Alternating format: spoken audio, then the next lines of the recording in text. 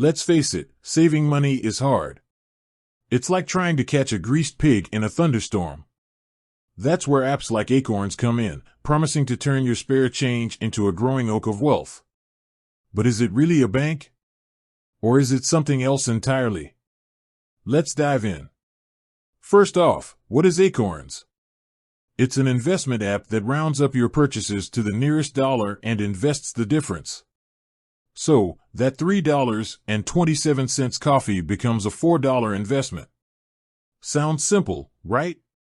But here's the kicker, Acorns isn't a bank. It's an investment platform. A bank, traditionally, takes your deposits, lends them out, and pays you interest.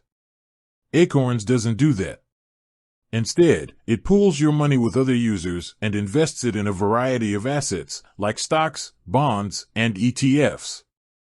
So, why does this matter? Well, for starters, your money isn't FDIC insured. This means if Acorns goes belly up, your money might go with it. Banks, on the other hand, are insured up to $250,000 per depositor. Secondly, investing involves risk. Your money could go up, or it could go down. A bank account, while offering lower returns, is typically much safer. But don't get me wrong, Acorns can be a great way to start investing, especially if you're new to the game. It's low cost, easy to use, and can help you build good saving habits. However, it's essential to understand the difference between Acorns and a traditional bank.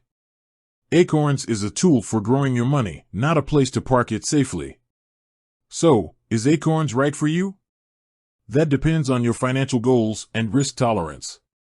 If you're looking for a hands-off way to invest small amounts of money over time, Acorns could be a good option. But if you need a safe place to park your cash, you might want to consider a traditional bank. Remember, investing involves risk. Past performance is not indicative of future results. Always do your own research and consider consulting a financial advisor before making any investment decisions.